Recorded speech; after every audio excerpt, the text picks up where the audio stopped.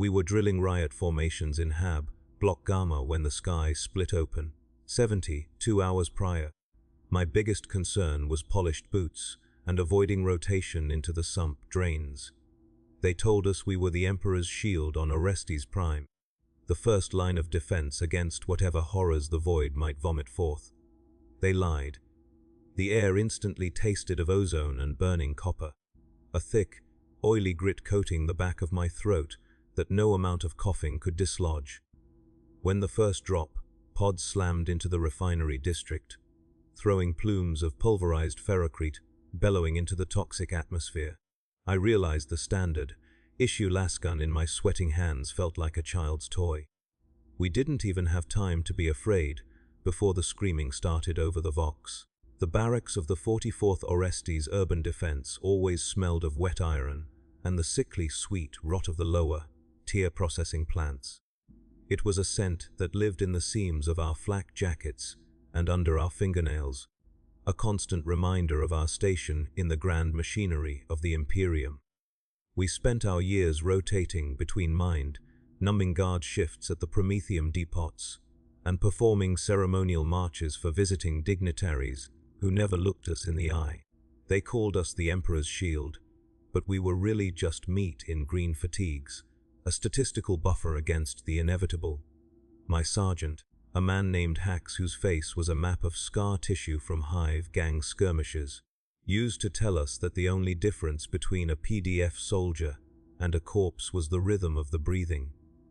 He was right, of course, but we didn't understand the depth of that truth until the sky turned the color of a fresh bruise. The transition from peace to total war wasn't a crescendo, it was a sudden, violent snap. One moment I was cleaning the carbon buildup off my las, carbine's heat sink, listening to the rhythmic thrum of the macro vents, and the next. The very foundations of the hive shook with such force that the weapon rattled across the floorboards. The sirens didn't start immediately. There was a period of silence first, a terrible, heavy vacuum of sound where the city held its breath. Then the pressure hit my skull, a sharp, stabbing ache behind the eyes that suggested something massive and wrong had entered our atmosphere. We scrambled for our gear, the familiar weight of the flak vest feeling like a leaden shroud. I remember the taste of iron in my mouth, the metallic tang of adrenaline mixed with the copper of a bitten lip. Hax was shouting, his voice strained and cracking, a sound I had never heard from him in 10 years of service. He wasn't barking orders. He was screaming to be heard over the rising roar of the wind outside. When we finally emerged from the barracks into the primary transit artery, the world had changed. The perpetual twilight of the lower hive had been replaced by a flickering, hellish orange glow. High above, through the gaps in the towering spires, I could see trails of fire cutting through the smog. These weren't the graceful arcs of shuttlecraft or the steady glow of orbital platforms. They were jagged, angry streaks of falling metal. The air was thick with the scent of ozone and something else, something scorched and ancient, like the smell of a tomb that had been opened with a plasma torch. People were everywhere, a sea of grey-clad laborers and frantic hive, scum surging against the gates of the manufactorums.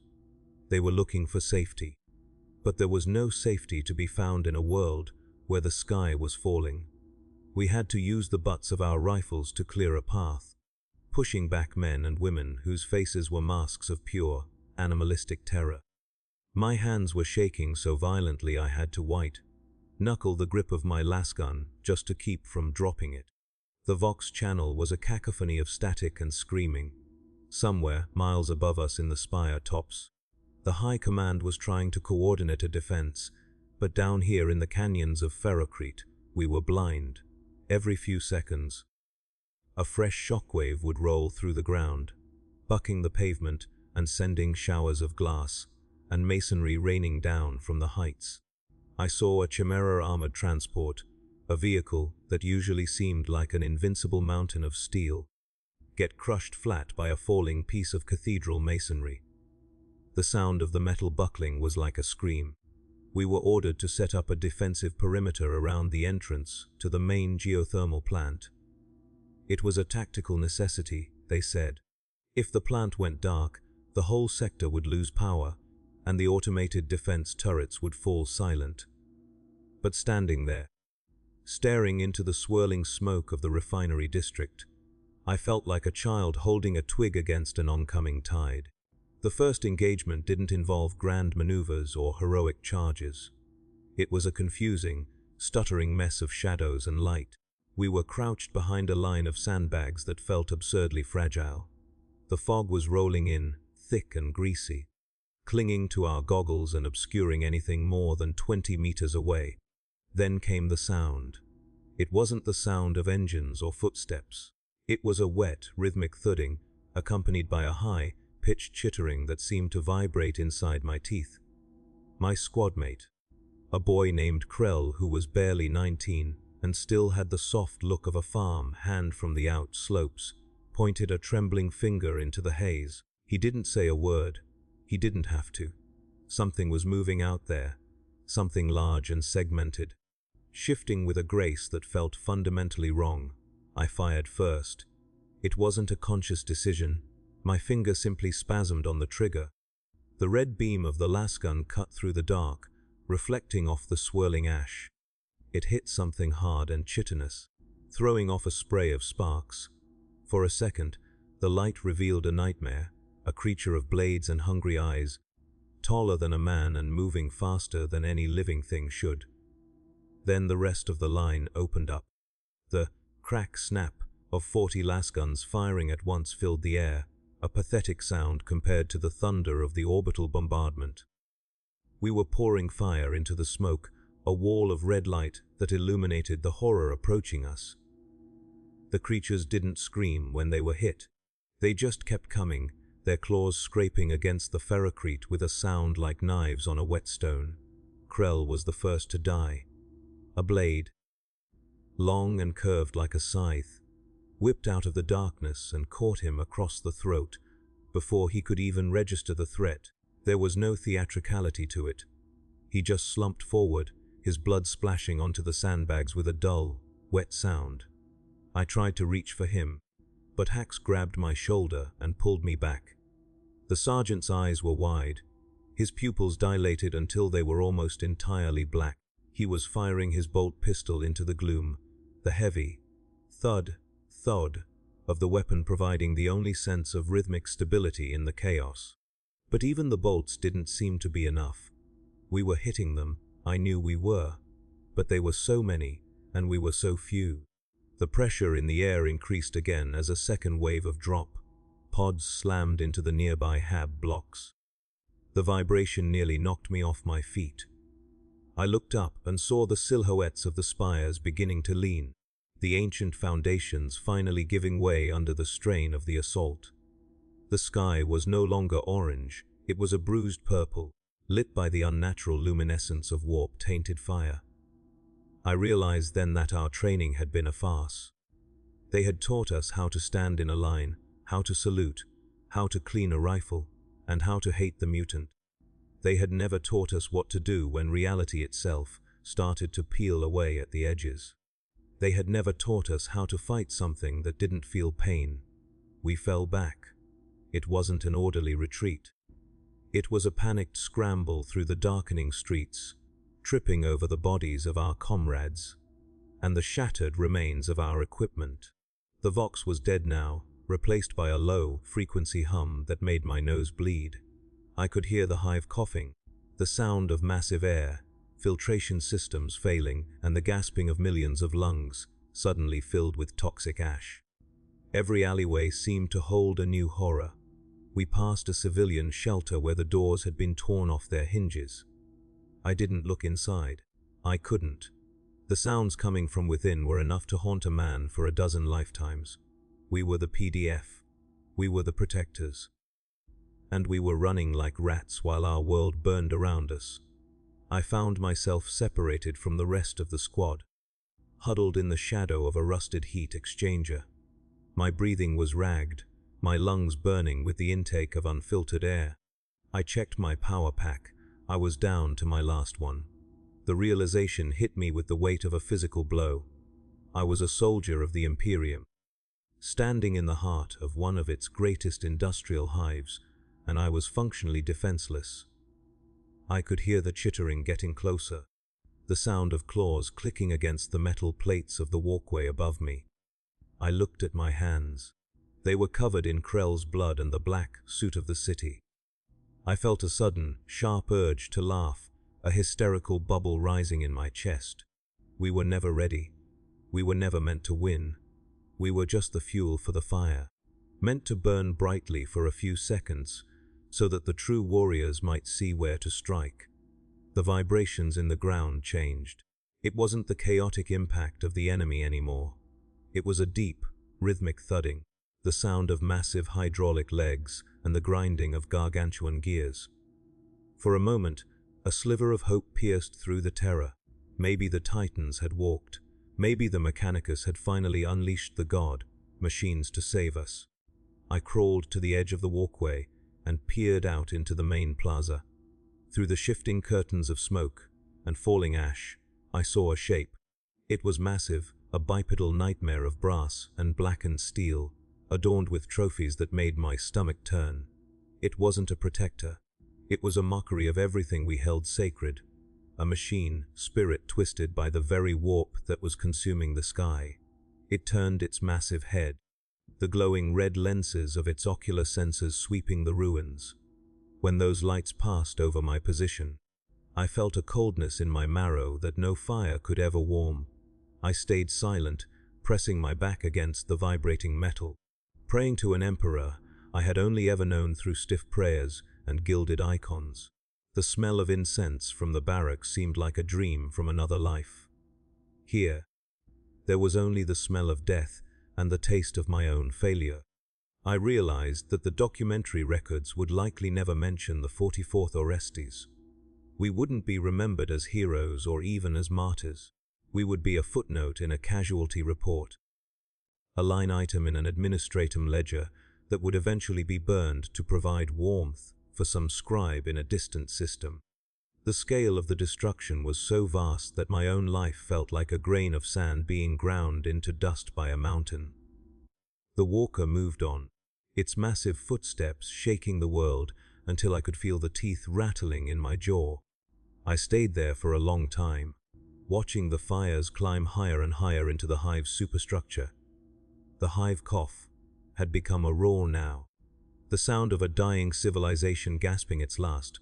I wondered if Hax was still alive, or if he had finally found the rhythm of breathing he had talked about. I wondered if anyone was left alive who still remembered the smell of the barracks or the boredom of the drill. As the darkness began to press in from all sides, I realized that the war hadn't just arrived. It had consumed everything we were before we even had the chance to fire a second shot. The red glow of the distant refinery fires reflected off the oily surface of a nearby puddle, and for a fleeting second, I thought I saw my own reflection. I didn't recognize the man staring back. He looked like a ghost, a hollowed out shell of a soldier waiting for the end of the world to finally reach his corner of the ruins. The vox in my ear suddenly crackled to life, a burst of static so loud it made me flinch. A voice, cold and devoid of any human emotion, began to broadcast a repetitive signal. It wasn't a call for help. It wasn't a tactical update. It was a prayer. A rhythmic chanting in a language that felt like needles in my brain. I realized then that the invasion wasn't just physical. It was a corruption of the very soul of the hive. The machines were screaming, the air was screaming, and soon, I knew, I would be screaming too. I gripped my lasgun, the plastic casing feeling slick with sweat and grime. I didn't want to die in the dark, but in Orestes' prime. The light had been extinguished long ago. All that remained was the guttering flame of a dying world and the cold, hard certainty that we had been abandoned by everyone and everything we had ever served. I forced myself to stand. My legs felt like they were made of water, but a strange, numb resolve had taken hold. If I was going to die, I wouldn't do it cowering in a shadow. I stepped out onto the walkway, the wind whipping my tattered fatigues around my legs. The scale of the carnage was finally visible from this height. Miles of industrial landscape were engulfed in flames, the skeletal remains of the hive's infrastructure glowing like the ribs of a great beast. I saw other PDF soldiers in the distance, tiny specks of green against the overwhelming gray and orange, still trying to form lines, still trying to fight. They were dying in droves, cut down by enemies they couldn't see or crushed by the very city they were trying to save. It was a beautiful, terrible sight, the end of a world captured in a single, panoramic moment of destruction. The air around me began to shimmer, a distortion like heat haze, but accompanied by a scent of rotting flowers. I knew what was coming next. The warp was bleeding through. The physical invasion had been the breach, and now the true horror was spilling out. I raised my lasgun, pointing it at the center of the distortion. My vision was blurring, my heart hammering a frantic rhythm against my ribs. I thought of the barracks one last time, the smell of the iron, the sound of the vents, the boredom. It seemed like a paradise now. I took a deep breath, the toxic air searing my lungs, and waited for the shadows to take shape. I wasn't ready.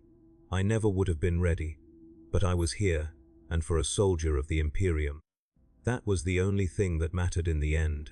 The distortion solidified into a shape, a tall, spindly thing with too many limbs and eyes that burned with a pale, sickening light. It didn't rush me. It drifted, its movements defying the laws of gravity and momentum. I pulled the trigger, the red beam of the lasgun striking the creature's chest.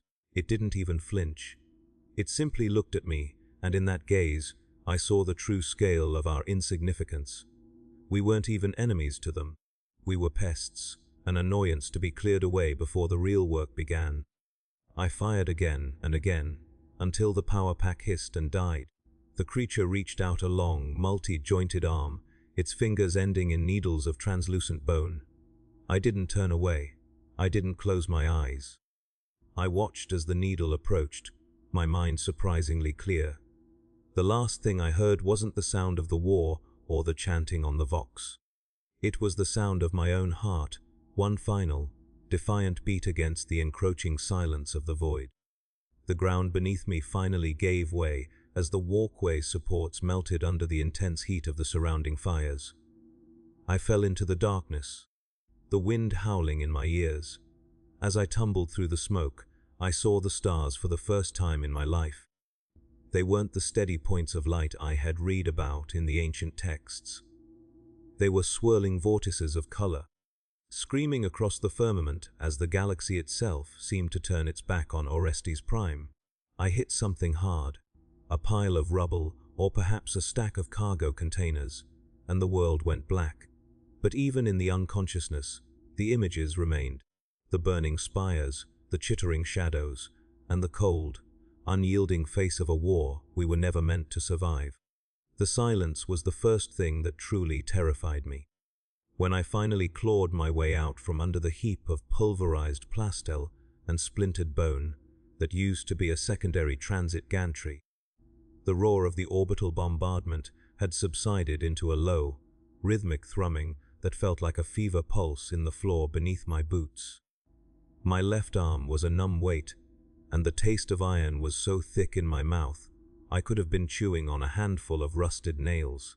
I sat there in the settling ash for what felt like hours, watching the grey snow of the hive's incinerated history drift down through the beams of flickering emergency light. My mind kept looping back to the training manuals, the high-quality vellum pamphlets we were given during our induction, filled with woodcut illustrations of noble soldiers standing firm against the tides of the Xenos. None of those drawings showed the reality of a man coughing up bits of his own lungs because the atmospheric scrubbers had been inverted by a stray macro cannon shell. None of them captured the specific, high-pitched whine of a failing vox, bead as it tries to find a signal that no longer exists. I checked my lasgun by instinct, a pathetic, mechanical twitch of a habit. The casing was cracked, and the charge pack indicator was a dead, dark void. I discarded it, the heavy thud of the rifle hitting the debris sounding like a gavel in a courtroom of the dead. I was a soldier of the 44th, but looking at the carnage around me, the very concept of a regiment felt like a hallucination. The hive cough had started in earnest now, a deep, resonant groaning from the structural supports of the sector as they buckled under the weight of the levels above. It sounded like a dying god gasping for air. Every few seconds, a fine rain of dust and grit would shower down from the darkness, a constant reminder that the only thing between me and the crushing pressure of 5 miles of Gothic architecture was a few strained bolts and the cooling remnants of a prayer. I began to move, my boots crunching on the ceramic shards of shattered floor tiles. The air was thick with the scent of spent promethium and the underlying, cloying sweetness of mass graves. I found a supply crate wedged into a fissure in the floor, its lid partially melted. I pried it open with a jagged piece of rebar, hoping for water or a fresh power cell. Instead, I found a stack of standard issue instructional hymnals and a box of bayonets that had been cast without sharpened edges. A manufacturing defect from some distant world that had probably been overlooked by a bored clerk 3 centuries ago. I stared at the dull metal blades and felt a surge of cold, hollow laughter rising in my throat. This was the reality of the PDF. We were the end of the line, the final repository for the Imperium's mistakes, armed with the refuse of 1,000,000 wars, and expected to hold the line against the nightmares of the universe. I heard voices ahead, muffled and strained, echoing through the ribbed interior of a massive ventilation duct that had collapsed into the street. I approached with caution, my hand hovering over the combat knife at my belt. I rounded a corner of jagged masonry and saw them, 3 men in the tattered remains of the 12th Logistics Division. They were huddled around a portable heater that was sputtering out more black smoke than warmth. One of them was holding a map that was so old the ink had faded to a ghostly brown, his finger tracing routes through sectors that had been leveled hours ago. They looked up as I approached, their eyes wide and glassy, reflecting the same hollow vacuum I felt in my own chest. They didn't ask for my rank or my unit. In the ruins of Orestes Prime, those things had lost their meaning. We were just 4 more shadows waiting for the end. The eldest of them, a man whose skin looked like wet parchment stretched over a skull, told me they were waiting for the evacuation shuttles. He said the Vox caster in the command spire had promised that the Navy was coming, that the Emperor's own wrath was descending from the stars to cleanse the hive. He spoke with a desperate, frantic certainty that made my skin crawl. I looked up at the sky, visible through the jagged hole in the hive's ceiling, and saw only the swirling, sickly purple of the warp, rift, and the cold, distant flickers of ships burning in high orbit. There were no shuttles coming. The Navy was likely engaged in a desperate running battle millions of miles away, or perhaps they had already been reduced to expanding clouds of debris. To the commanders in the void, we weren't a population to be saved. We were a strategic asset that had already been written off. I stayed with them for a while, mostly because the thought of moving back into the dark alone felt like an invitation to madness. We shared a single tin of nutrient paste that tasted like chalk and old grease. The youngest of the 3, a boy who couldn't have been more than 16, kept complaining about the pressure in his head. He said it felt like something was trying to dial a number on the inside of his cranium. I knew the feeling. It was the psychic backwash of the invasion, the vox hum of 1,000 dying screams being broadcast on a frequency our brains weren't meant to hear. It made your teeth ache and your nose bleed. It was the sound of the hive's soul being flayed alive. As the hours dragged on, the ground began to vibrate with a new intensity. It wasn't the rhythmic thud of the mechanical walker I had seen earlier. This was a liquid sound, the sound of 1,000,000 small things moving in unison. We scrambled to our feet, or at least tried to. The boy screamed first. A shadow detached itself from the ceiling of the ventilation duct, something pale and multy, limbs that moved with a sickening, twitching speed. It fell on the man with the map before he could even look up. There was no struggle. There was only the sound of a wet snap and the sudden, overwhelming smell of fresh copper. I didn't stay to fight. I didn't stay to help. The training manuals said a soldier should never abandon his post. But when your post is a graveyard and your enemies are the stuff of nightmares, the only law that remains is the law of the animal. I ran. I ran through the corridors of the Manufacturum district, past rows of silent, hulking machines that looked like sleeping beasts in the gloom. I passed a shrine to the Omnissiah, where the incense burners were still smoking, the fragrant blue clouds clashing horribly with the scent of gore. A group of tech priests were standing in a circle around a malfunctioning terminal, their mechanical appendages clicking in a frantic, rhythmic prayer. They didn't even turn as I sprinted past. They were trying to appease the machine, spirit of a door lock, while the world was being eaten.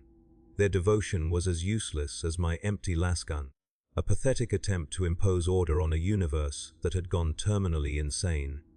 The geography of the hive was changing. Walls had become floors, and stairwells had become chimneys for the fires raging below. I found myself in the primary sump, a vast, cavernous space where the waste of the upper levels was processed. Normally, it was a place of regulated filth, managed by legions of servitors. Now, it was a lake of black sludge, reflecting the fires from above like a dark mirror. I saw bodies floating in the muck, thousands of them, dressed in the uniforms of a dozen different PDF regiments. They were piled up against the filter grates, a silent testament to the scale of the failure. I realized then that the 44th hadn't been singled out for destruction. This was happening everywhere. Every sector, every level, every hab block was being systematically purged. I found a maintenance ladder and began to climb, my muscles screaming with the effort. My injured arm was a throbbing knot of agony, and every breath I took felt like I was inhaling ground glass. I reached a catwalk that overlooked a main transit plaza. Below me, I saw the true face of the war, a column of PDF tanks. Lemon Russes that had seen service for centuries were trying to push through a breach in the outer wall. They were firing blindly into the smoke, the boom crack of their battle cannons shaking the very air. But for every shot they fired, a dozen more enemies swarmed over the hulls. I saw a tank commander rise from his hatch, brandishing a chainsword, only to be dragged down by a cluster of winged horrors that descended from the vaulted ceiling. The tank didn't explode. It just stopped, its engine whining as it was slowly covered in a living carpet of chitin and teeth. The scale of the betrayal began to sink in as I watched the tanks die. We had been told Orestes Prime was a fortress. We had been told the PDF was 1,000,000 strong. But 1,000,000 men are nothing if they are spread across a world and severed from their command. We were a series of isolated pockets, waiting to be snuffed out one by one. The bureaucracy of the Imperium had failed us long before the first drop pod hit the ground. They had sent us faulty gear, outdated maps, and a theology of sacrifice that offered no tactical advantage. We were the shield. Yes, but a shield is meant to be hit. It is meant to break so that the hand behind it remains safe. We were the breaking part. I reached the top of the ladder and collapsed onto a landing. The air here was thinner, colder. I was high enough now to see the curvature of the hive's inner dome. The fires below looked like a sea of glowing embers, a hellish landscape that stretched to the horizon. I found a Vox station, a small booth of brass and glass tucked into a corner. To my surprise, the green light of the power indicator was still flickering. I stumbled inside and grabbed the handset, my fingers trembling. I didn't try to call for help. I just wanted to hear a human voice that wasn't screaming.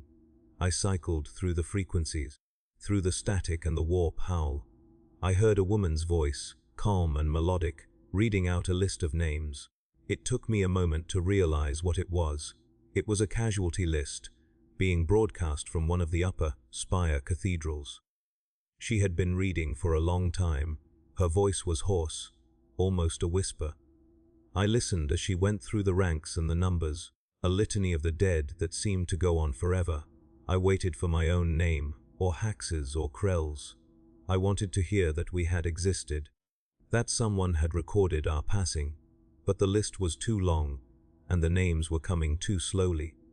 I realized she would never reach us. We were too far down, too deep in the mud, and the dark to even be worth the breath it took to name us. I dropped the handset and leaned my head against the cool glass of the booth. The pressure in my skull was returning, a dull, insistent throbbing that synchronized with the vibrations of the hive. I looked out at the burning world and felt a strange sense of peace. The fear had burned itself out, leaving only a cold, hard clarity. We were never ready, because you cannot be ready for the end of everything you know. You can only endure it until the endurance itself becomes impossible. I reached into my pocket and found a small, crumpled picture of my sister, taken during the festival of the Emperor's Ascension 3 years ago. Her face was a blur of faded colors, a relic from a world that had ceased to exist. I realized then that the war wasn't about winning or losing. It was about the erasure of memory. The hive was being scrubbed clean, its history and its people turned into ash to be scattered by the winds of the void. In 1,000 years, some explorer might find the ruins of Orestes Prime and wonder what kind of people had lived here. They might find the rusted remains of our lasguns and the bones of our soldiers. But they would never know the taste of the air, or the sound of the vents, or the specific way the light hit the spires at dawn. They would only see the destruction.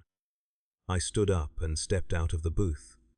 The wind was howling through the upper gantries now, a mournful sound that seemed to carry the voices of the millions who had already died.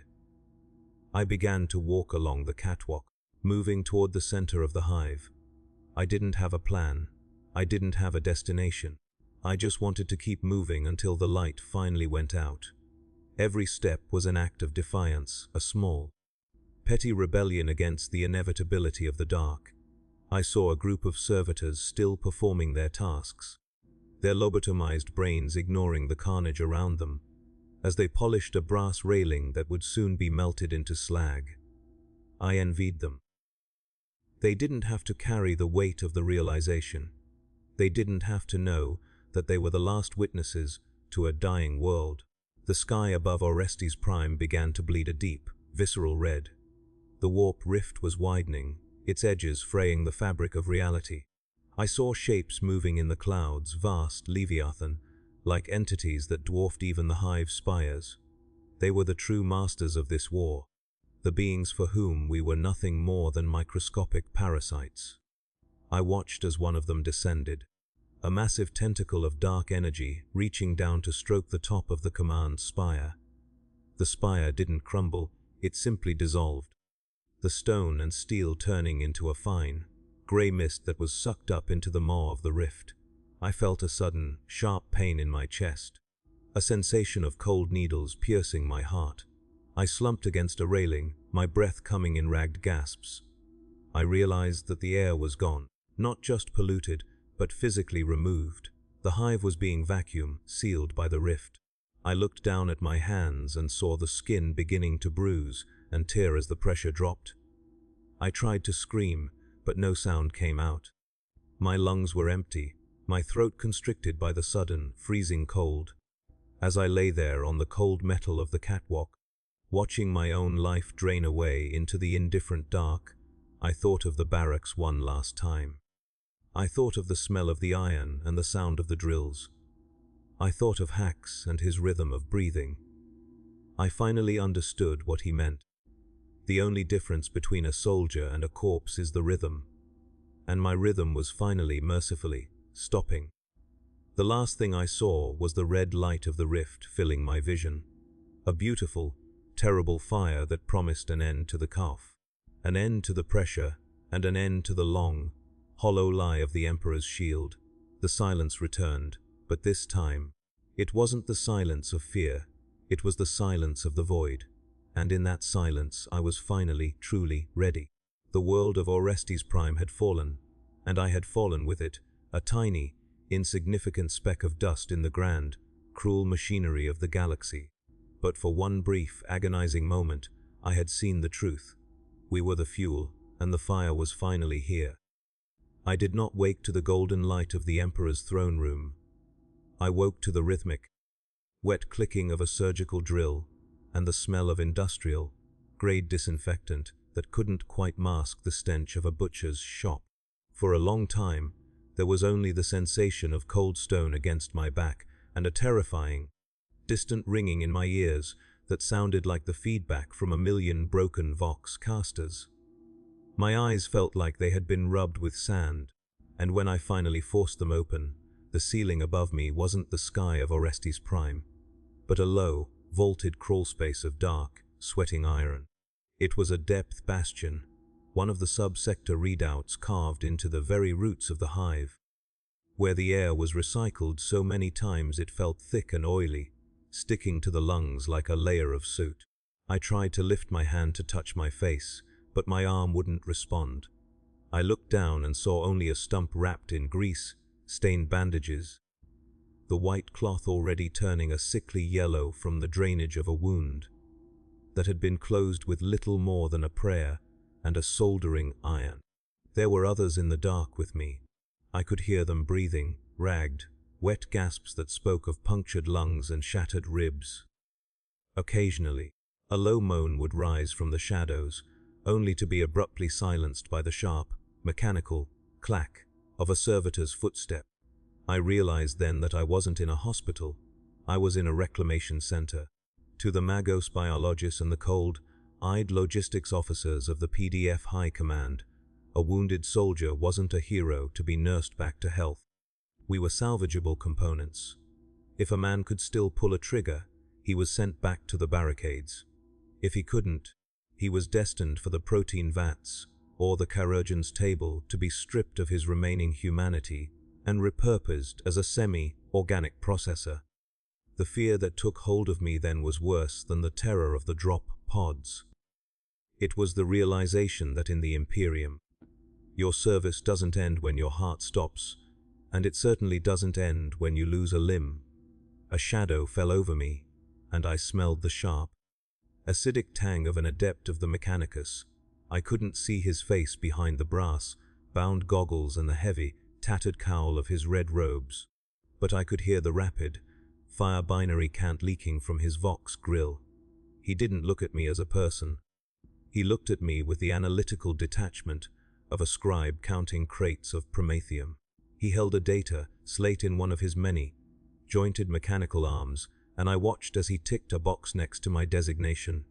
I tried to speak, to ask about my regiment or the status of the hive, but my throat was a desert of dust and dried blood. He didn't wait for me to find my voice. He simply signaled to a pair of heavy, duty lifter servitors, their lobotomized faces slack and drooling, who hoisted me up by my armpits and dragged me toward a flickering light at the end of the corridor. We moved through a labyrinth of narrow tunnels, the walls weeping with condensation and black mold. This was the Deep Bastion, a place I had only heard about in hushed whispers during my basic training. It was the hive's last fallback point, a subterranean fortress designed to hold out for decades even if the surface was reduced to glass. But it wasn't built for comfort. It was a machine of war, and we were the grease that kept the gears turning. I saw lines of soldiers, men and women I might have known in another life, standing in silent, shivering queues, waiting to be issued weapons that looked like they had been salvaged from ancient scrap heaps. Their faces were hollowed out by hunger and the constant, vibrating hum of the hive's failing life support systems. No one spoke. The only sound was the drip, drip, drip of water and the distant, muffled thud of the invasion continuing miles above our heads. The lifter servitors dropped me into a chair in a room that smelled of scorched copper and old incense. A man sat across from me, his uniform a patchwork of different PDF units, his eyes bloodshot and twitching with a nervous energy that suggested he hadn't slept since the first pod fell. He didn't ask for my name. He asked for my serial number. When I croaked it out, he didn't even look up from his ledger. He told me the 44th had been officially declared missing in action, which was a polite administratum term for being wiped off the face of the galaxy. I was being reassigned to a penal-tasked defense unit. It wasn't a choice. On Orestes Prime, there were no more choices. You either fought where you were told, or you were fed into the recyclers to provide nutrients for the people who were still fighting. They gave me a new arm. It wasn't a masterpiece of Martian engineering. It was a crude, heavy prosthetic made of cast iron and hydraulic pistons, bolted directly into the bone and nerve endings of my shoulder. The pain of the integration was like a white, hot needle being driven into my brain. But the adept who performed the surgery didn't offer any anesthetic. He simply told me to honor the machine's spirit and kicked me out of the chirurgical bay. I spent the next several hours in a daze, trying to learn how to make the metal fingers clench and release. Every movement sent a jolt of static through my nervous system, a reminder that I was now more property than person. I found a discarded piece of polished plating and looked at my reflection. I looked like a ghost that had been stitched back together by a madman. The PDF soldier I had been, the boy who worried about his boots and his ration stamps, was gone. In his place was a jagged, broken tool of the Emperor's will. The transition back to the combat zone was a descent into a new kind of hell. They loaded us into a massive subterranean transport, a rusted iron worm that screeched along ancient rail lines deep beneath the hive's crust. There were 50 of us crammed into a space meant for 20, our various prosthetics and bandages clashing in the dim, red light. I sat next to a woman who had lost both her eyes to plasma burns. She spent the entire journey whispering prayers to a small, wooden icon of a saint I didn't recognize. She wasn't praying for victory. She was praying for a quick death. I didn't have the heart to tell her that on this world, even death was a luxury we couldn't afford. The transport smelled of unwashed bodies and the ozone of the rail sparks, a suffocating mix that made me want to claw my way through the metal hull just to breathe the toxic ash of the surface again. When the transport finally ground to a halt, the doors hissed open to reveal the sump gate, a massive armored portal that led into the lowest reaches of the industrial zones. The air here was a physical weight, thick with the fumes of chemical runoff and the heat of the planet's core. We were handed lasguns that looked like they had been buried in a swamp for a century. My new mechanical arm felt heavy and clumsy as I gripped the rifle's stock, the cold metal vibrating with the weapon's internal power hum. A commissar, his black coat covered in a layer of grey dust, stood on a crate and told us that our lives were now forfeit. He didn't offer any words of inspiration. He simply pointed his bolt pistol at the line and told us that any man who turned back would be executed on the spot. It was a simple, brutal logic that we all understood. The enemy was in front of us, and death was behind us.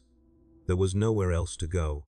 We marched into the darkness of the lower refineries, our boots splashing through ankle-deep puddles of neon-colored sludge. The shadows here were long and jagged, cast by the flickering flames of gas, leaks that roared like dragons in the gloom. The hive cough was louder here, a rhythmic pounding that seemed to come from the walls themselves. It took me a moment to realize it wasn't the hive.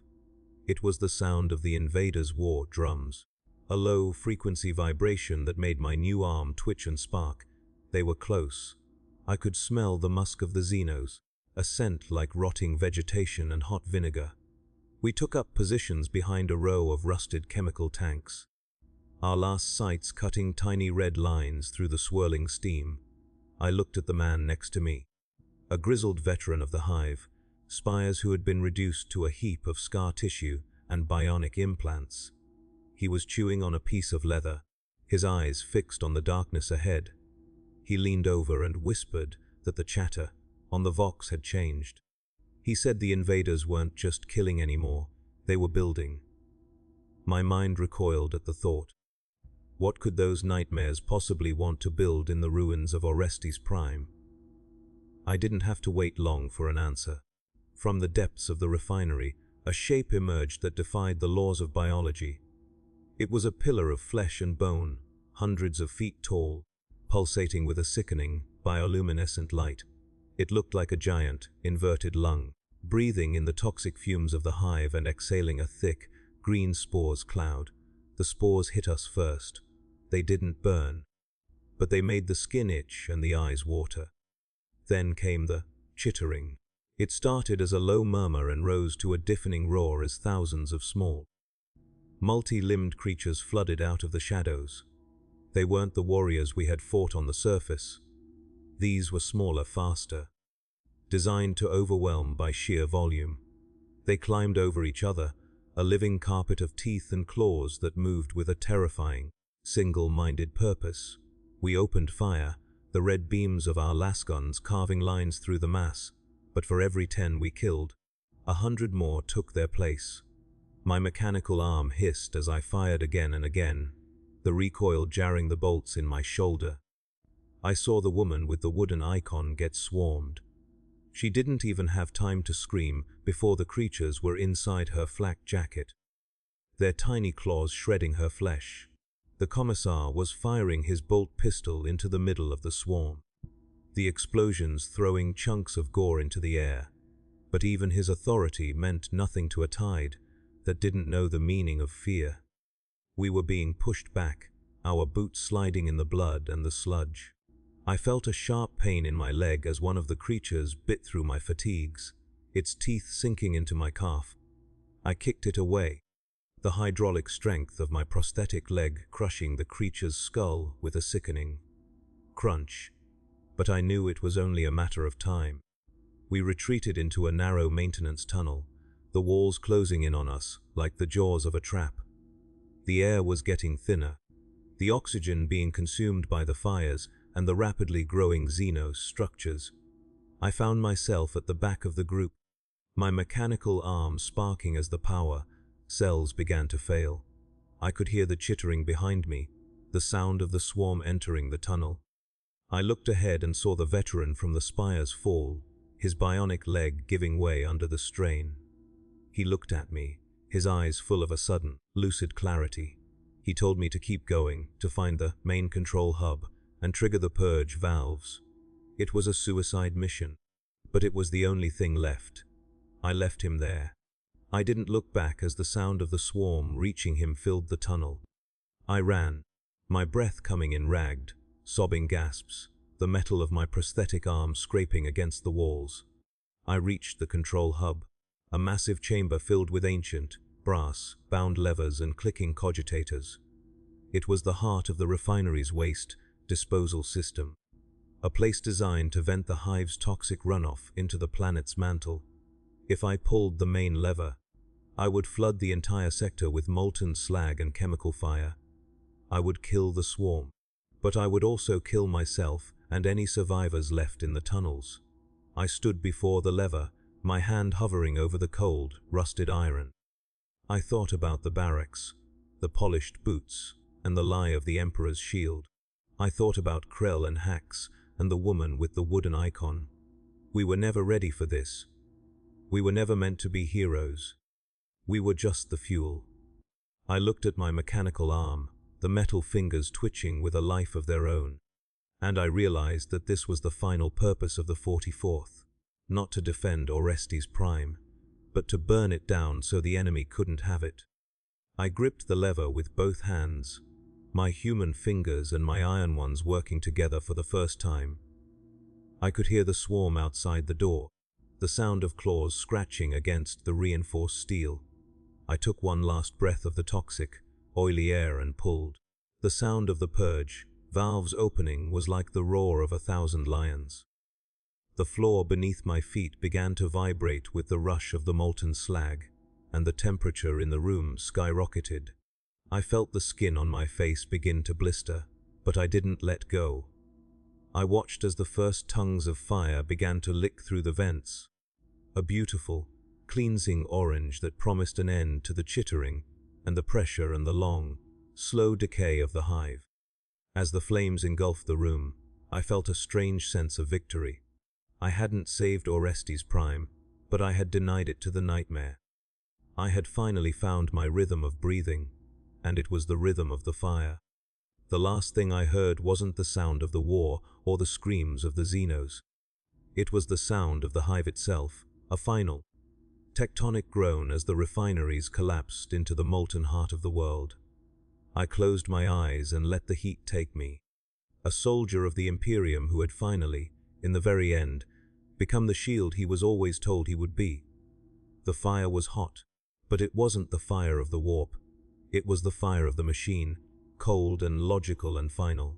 I felt my consciousness fading, the pain in my shoulder and my leg dissolving into a numb, peaceful warmth. I was a casualty report, a line item in a ledger, a ghost in the machine. But as the darkness finally claimed me, I knew that for one brief, glorious moment, I had been the fire that the true warriors would see from the stars. I had been the spark in the dark, and that was more than any PDF soldier could ever hope for. The sensation of the liquid fire did not end with the darkness. It merely changed its nature, shifting from the searing heat of the slag purge to a cold, biting numbness that felt like my blood had been replaced with industrial coolant. When the haze finally lifted, I was no longer in the refinery control hub. I was suspended in a vertical stasis cradle, my body held in place by magnetic clamps that bit into the soft tissue of my hips and chest. The air here was different, thin, sterile, and tasting of recirculated oxygen and high-altitude ozone. I wasn't in the sump anymore. I was in the mid-spire, a place I had only ever seen from the windows of troop transports, a region of the hive where the wealthy and the powerful lived in the shadow of the aristocracy. But the luxury was gone. The vaulted ceilings of the recovery bay were cracked, and the gilded icons of the emperor were covered in a fine layer of white frost. I looked down at my mechanical arm and saw that it had been modified again. The crude iron had been replaced with a more streamlined alloy, etched with tiny, pulsing runes of the Mechanicus. It felt lighter, more responsive. But the phantom itch where my real fingers should have been had only grown more intense. I wasn't alone in the bay. There were dozens of cradles, each holding a broken remnant of the Orestes PDF. Some were missing limbs, others were half encased in life support machinery, their chests rising and falling with a rhythmic, mechanical hiss. We were the resurrected, the survivors who had been plucked from the ruins not out of mercy, but because the attrition rates were so high that even the dead were being pressed back into service. A Vox caster mounted on a nearby pillar was broadcasting a low, frequency hum, a sound that bypassed the ears and vibrated directly in the teeth. It was a sensory suppressant, a tool used by the Inquisition to keep trauma victims compliant. It made my thoughts feel sluggish, like I was trying to swim through a vat of heavy oil. I tried to recall the moment I pulled the lever, the roar of the fire, the feeling of the metal melting into my skin, but the memories were being actively scrubbed by the humming frequency. All that remained was a cold, hard knot of anger in the center of my chest. A figure moved through the shadows of the bay, cloaked in the midnight blue of an inquisitorial agent. This wasn't the frantic, sweating officer I had seen in the sump. This man moved with a terrifying, predator-like grace, his footsteps silent on the frosted floor. He stopped in front of my cradle, his face hidden behind a mask of polished silver that mimicked a screaming skull. He didn't speak with a human voice. A Vox synthesizer embedded in his throat produced a sound like two stones grinding together. He told me that the 44th was no longer a regiment, but a memory. He told me that Orestes Prime was being systematically dismantled by the enemy, and that the shield had failed long ago. I was now a reclaimed asset, part of a specialized purge unit tasked with clearing the path for the arrival of the Emperor's true vengeance. He didn't mention the Space Marines or the Imperial Guard. He spoke only of cleansing and sanctification. The clamps released with a sharp, pneumatic hiss, and I tumbled onto the floor, my legs buckling under the sudden return of gravity. My prosthetic arm hissed as it compensated for the movement, the hydraulic pistons firing with a precision that felt fundamentally wrong. The agent handed me a new weapon, a heavy short-barreled shotgun that fired shells filled with sanctified promethium and magnesium shards. It was a trench sweeper, a weapon designed for the most brutal, close-quarters combat imaginable. As I gripped the stock, I felt a jolt of electricity run up my arm, a synchronization pulse that linked the weapon's firing mechanism directly to my neural interface. I was no longer a soldier who carried a gun. I was a platform for the delivery of fire. I looked at the other men being released from their cradles. We were a gallery of horrors, a collection of bionic limbs and scarred faces, unified only by the grey fatigues of the PDF and the cold light in our eyes.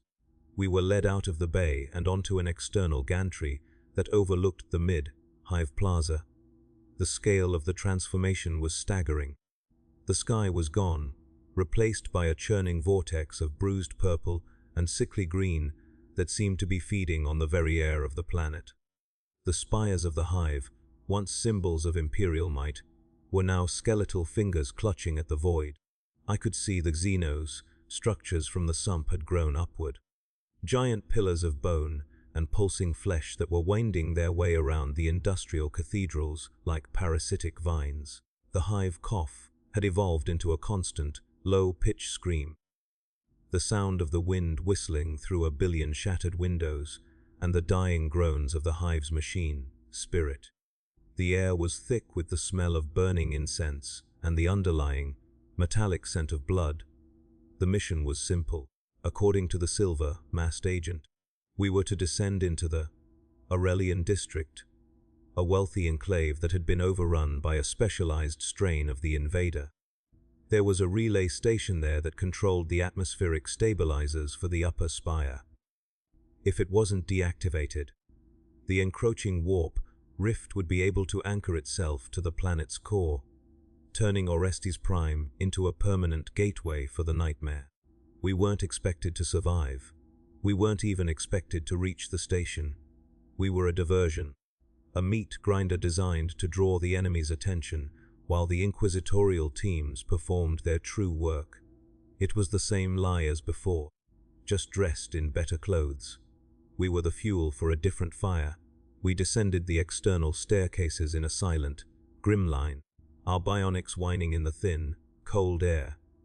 The Aurelian district was a nightmare of shattered glass and marble. The grand plazas, once filled with the displays of the hive's elite, were now choked with piles of corpses that had been meticulously arranged into geometric patterns. It wasn't the chaotic slaughter of the lower hive. This was something else. This was a ritual.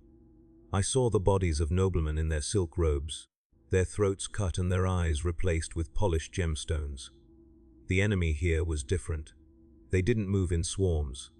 They moved in silence, tall, spindly shadows that seemed to flicker in and out of existence. They were the stalkers, the assassins of the Xenos tide, and they were hunting us through the ruins of the elite. The first of our unit died before we even reached the plaza floor.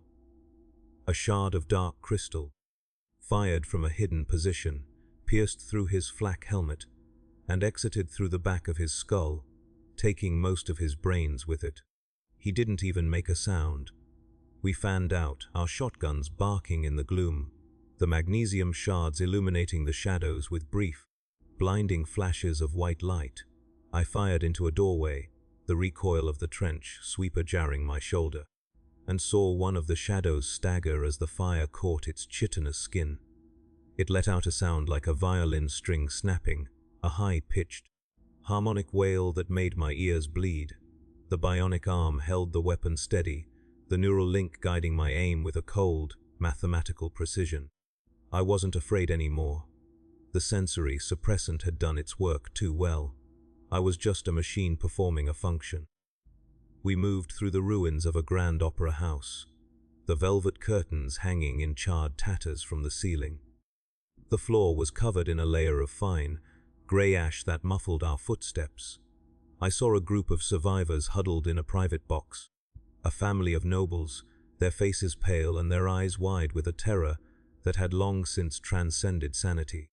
They didn't even look at us as we passed. They were staring at a shape on the stage, a massive, multi-limbed entity that was weaving a web of dark energy between the pillars. It was the Weaver, the psychic anchor for the district. I felt the pressure in my skull return, a sharp, stabbing ache that synchronized with the pulsing of the entity's limbs. I raised my shotgun, but a hand caught my arm. It was the silver, masked agent. He shook his head, the Vox grill emitting a low hiss. We weren't there for the entity.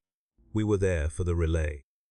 The realization that we were ignoring the slaughter of the very people we were sworn to protect should have felt like a betrayal.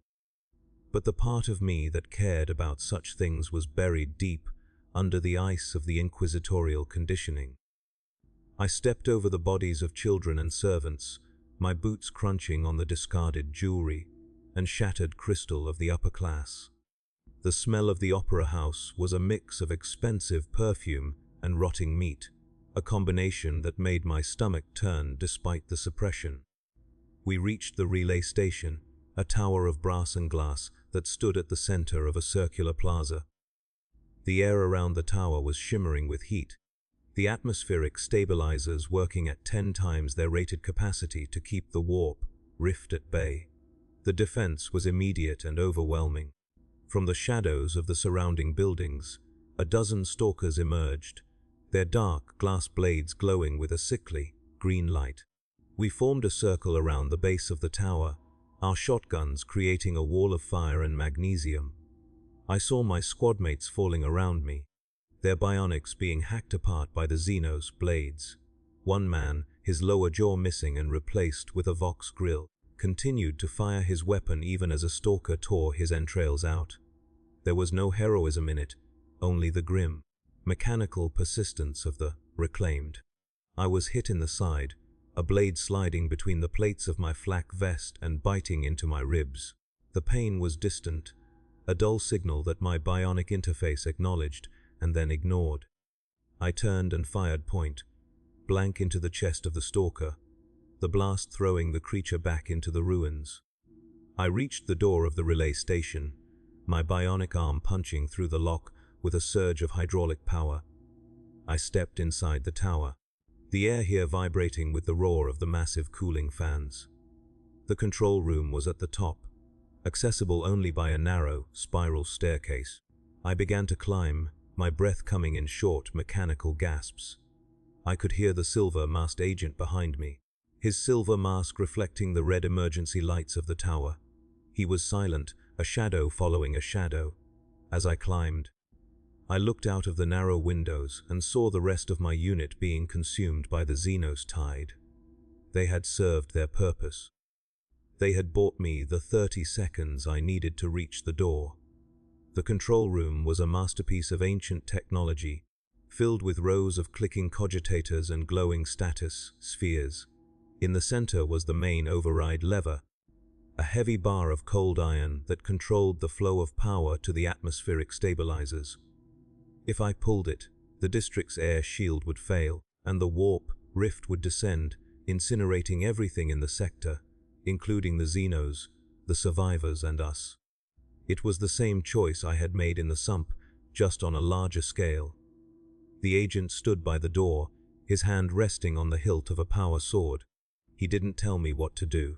He just watched, his silver eyes cold and unblinking. I gripped the lever, my iron fingers and my alloy ones locking into place. The pressure in my skull was a roar now, the Weaver's psychic web reaching out to touch my mind. I saw images of a world without war, a place of sunlight and green fields, a life I might have had if I hadn't been born into the service of the Imperium. It was a beautiful, seductive lie, a final attempt by the warp to stay my hand. I thought about the 44th, about the smell of the iron in the barracks and the rhythm of the breathing. I thought about the boy who died for a map and the woman who died for a wooden icon. We were never ready, but we were here. We were always here. I pulled the lever. The sound of the power grid failing was like the sky cracking open. The roar of the cooling fans died instantly, replaced by the howling of the wind as the atmospheric shield collapsed.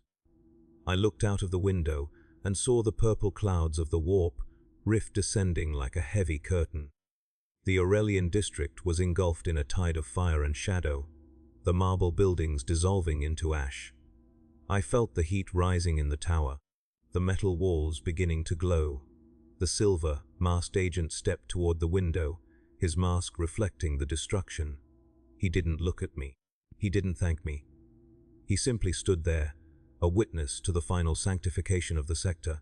I sat down on the floor, the trench sweeper resting across my lap. My bionic arm was sparking, the internal systems failing as the heat increased. I felt a strange sense of exhaustion, a weariness that went deeper than the bones. I had been a soldier, a ghost, and a machine. I had burned the sump and I had burned the spire. I had been the shield that broke and the fire that cleansed.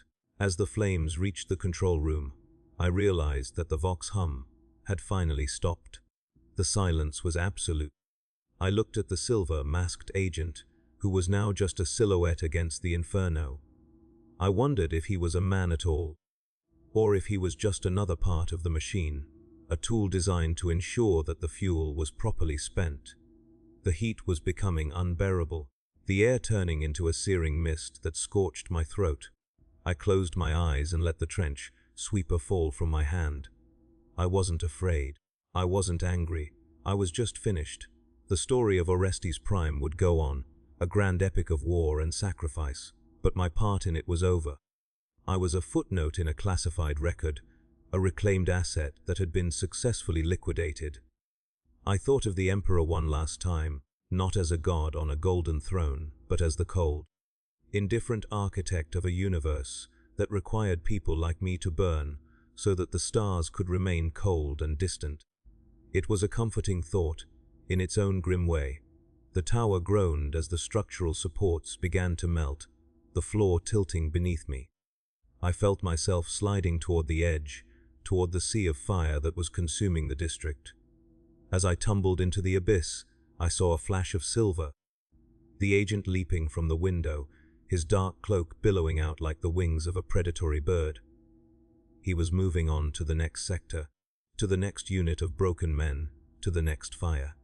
I watched him disappear into the smoke, a solitary figure in a world of ruins. Then the flames took me, and for the third time, I became the light that the true warriors would see from the stars. The transition from life to the void was quicker this time. The pain was a brief, sharp spike that was immediately drowned out by the overwhelming silence. I was no longer a soldier of the 44th. I was no longer a reclaimed asset. I was just a part of the ash that was falling over Orestes Prime, a microscopic grain of history, being scattered by the winds of the warp. The war was still raging, the ships were still burning in the sky, and the hive was still screaming. But I was finally, truly, out of air. And in the grim darkness of the far future, that was the only peace a man could hope for. I woke to the sound of screaming metal and the absolute, terrifying absence of weight. I was falling, but the fall seemed to last an eternity, a slow motion descent through a sky that had been flayed open. The heat of the Aurelian district's collapse was a dying ember behind me, replaced by the freezing, biting wind of the upper atmosphere. I should have been dead. The impact with the tower's base, the fire of the warp, the failure of my lungs. Any one of these should have claimed the hollowed out remains of my life. But the Imperium is a cruel master, and it does not let its tools break so easily. I felt a sudden, jarring thud as a magnetic grapple slammed into the center of my bionic chest plate, the force of the attachment nearly snapping what was left of my biological spine. I was being hauled upward, dangling from a cable like a piece of salted meat, swaying over a world that was being systematically unmade. Below me, Orestes Prime looked like a festering wound on the skin of the galaxy. The red and purple fires of the invasion clashing with the cold, white flashes of orbital lance strikes. The craft that had caught me was a Valkyrie, but it was unlike any PDF transport I had ever seen. Its hull was matted in soot, black radar-absorbent paint, and the wings were etched with the silver sigils of the Ordo Malleus. The interior was a cramped, vibrating box of green light and clicking machinery. I was hauled inside by a pair of stormtroopers whose faces were hidden behind heavy, skull-faced respirators. They didn't speak to me. They didn't check for wounds. They simply threw me into a corner and secured my magnetic clamps to the floor. The air inside the cabin smelled of ozone, holy oils, and the sharp, clinical scent of high-grade stimulants. I lay there, my mechanical arm twitching as it tried to calibrate to the ship's erratic movements, and watched through the open side hatch as the spires of my home world shrank into the distance. We were leaving Orestes Prime behind, but the relief I expected to feel was replaced by a heavy, leaden dread. We were flying toward the eye of the storm, the massive command cathedral that sat atop the highest peak of the planet's northern pole.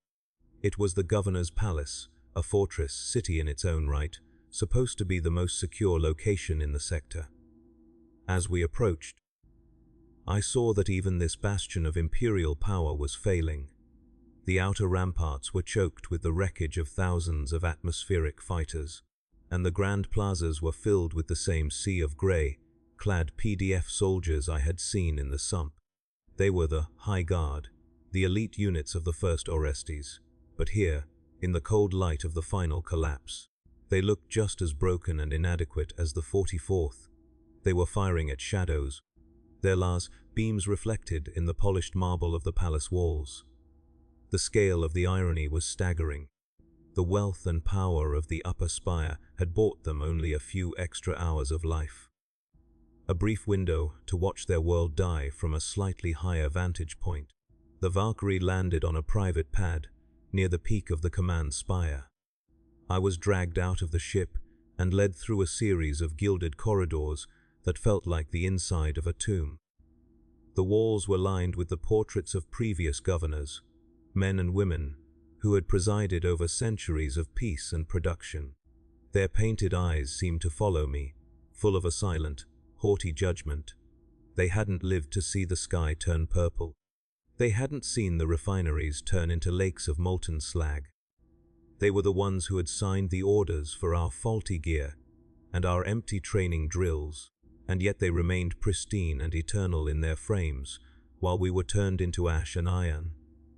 I felt a sudden, sharp urge to tear the paintings from the walls, but my bionic arm remained locked at my side, its movements overridden by the ship's master control signal. We reached the sanctum of final decree, a circular chamber with a domed ceiling that depicted the Emperor's triumph over the great enemy. In the center of the room stood the high command of Orestes Prime, a collection of generals, admirals, and administratum officials who looked like they had been carved from grey stone. They were staring at a massive, three-dimensional hololith of the planet, which was currently flickering with 1,000 points of red light. The governor himself, a man whose skin was as translucent as ancient vellum, was arguing with a figure in the shadows. It was the silver-masked agent, his cloak still smoking from the fires of the mid-spire.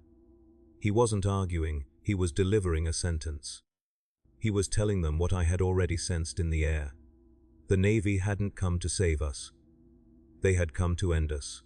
The admiral of the sector fleet, a woman whose chest was covered in more medals than I had ever seen on a living person, was screaming about the sacred duty to defend the Emperor's assets. She spoke of the billions of souls on the surface, of the industrial output of the refineries, of the strategic importance of the system. The silver-masked agent didn't flinch. He simply pointed to the hololith, where the warp rift was beginning to pulse with a rhythmic, heart-like beat. He said that the infection had gone too deep. He said that every soul on Orestes Prime was now a potential vessel for the nightmare, and that the only sacred duty left was to ensure that the rot did not spread. He spoke of exterminatus, with the same matter of fact tone a doctor might use to discuss the amputation of a gangrenous limb. I stood there, a broken soldier of the 44th, and realized that my entire life had been a prelude to this single, catastrophic realization. We were never meant to be ready, because there is no readiness for the absolute erasure of existence. We were the shield, but we were also the infection.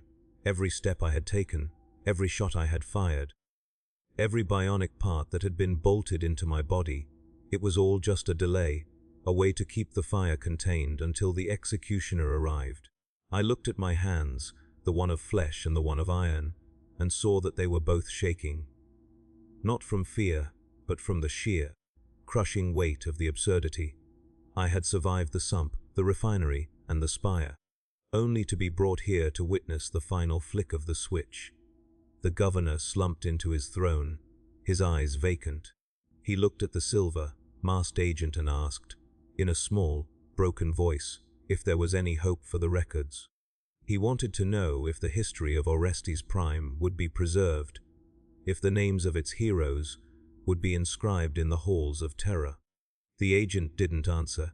He turned to me, the red light of the hololith reflecting off his silver mask.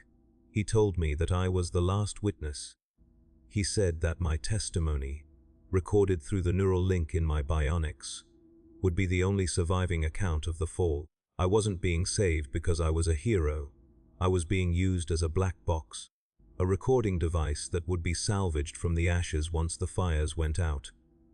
I was the memory thief of a dying world. The sound of the first torpedo hitting the atmosphere was like a thunderclap that lasted for minutes. The palace shook with a violence that made the gilded statues topple from their pedestals. I saw the hololith of the planet turn a blinding, brilliant white.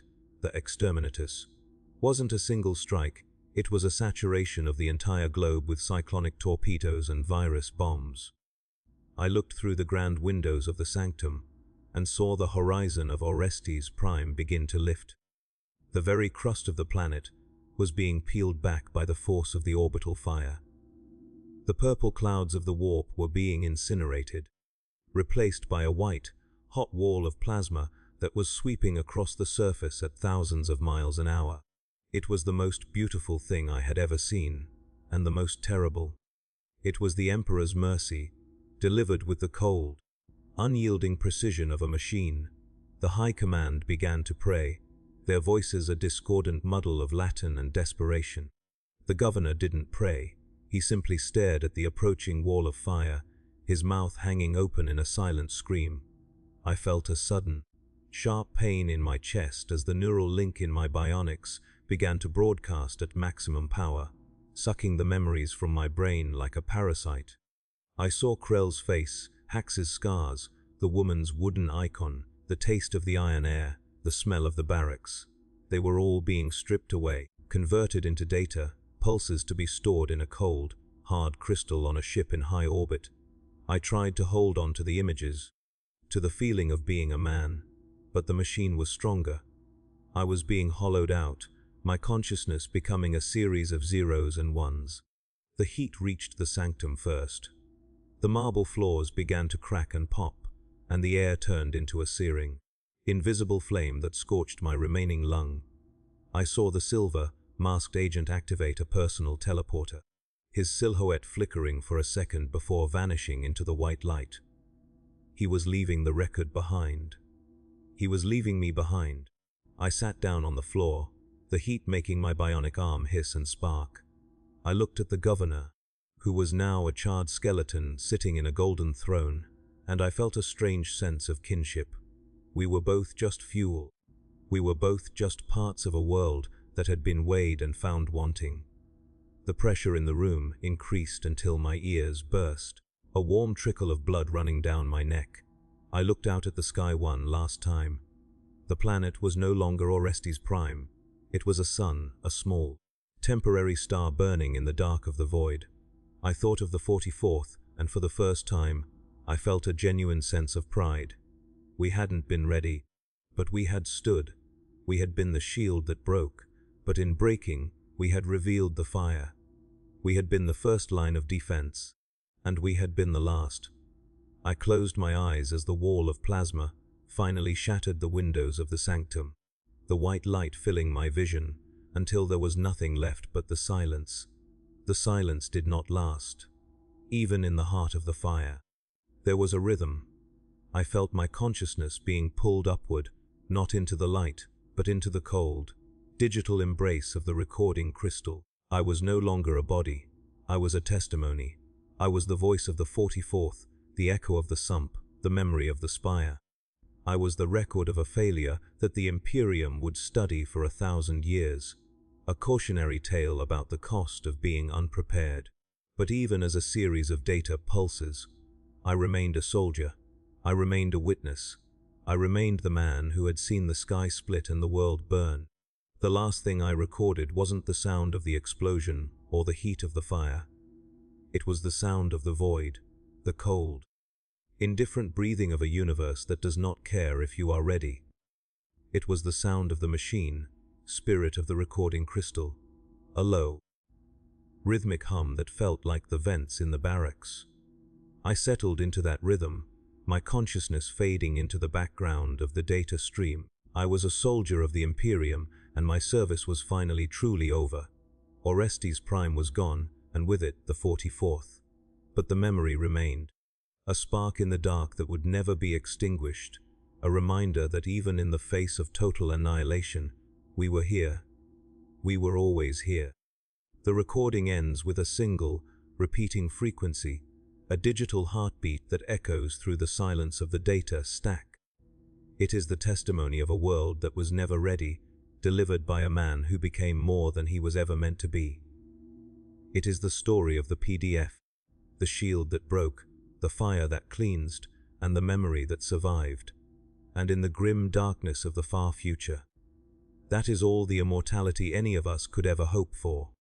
The final image in the data stream is not of the fire, but of a single, unpolished boot sitting on a clean barracks floor, a relic from a time before the sky turned purple, a reminder that once, for a very brief moment, we were just men waiting for a war that hadn't yet arrived. The crystal is placed in a lead-lined box on a ship whose name has been redacted. It will be carried to a world where the air is recycled and the light is artificial, to be filed away in an archive that stretches for miles. No one will ever read the full testimony. No one will ever know the names of the 44th, but the crystal will remain, a silent witness to a tragedy that is repeated every day across 1,000,000 worlds. We were never ready. We never will be, but we will always stand. We will always fire our lasguns into the dark, and we will always burn, because that is what it means to be the Emperor's shield. The heat of the memory fades into the cold of the storage locker. The vibrations of the ship become the only reality. I am no longer a soldier. I am a record. And as the ship jumps into the warp, leaving the ashes of Orestes Prime behind, I finally find the rhythm of breathing that Hacks talked about. It is the rhythm of the void, the rhythm of the machine, the rhythm of the end, and it is finally, mercifully, quiet.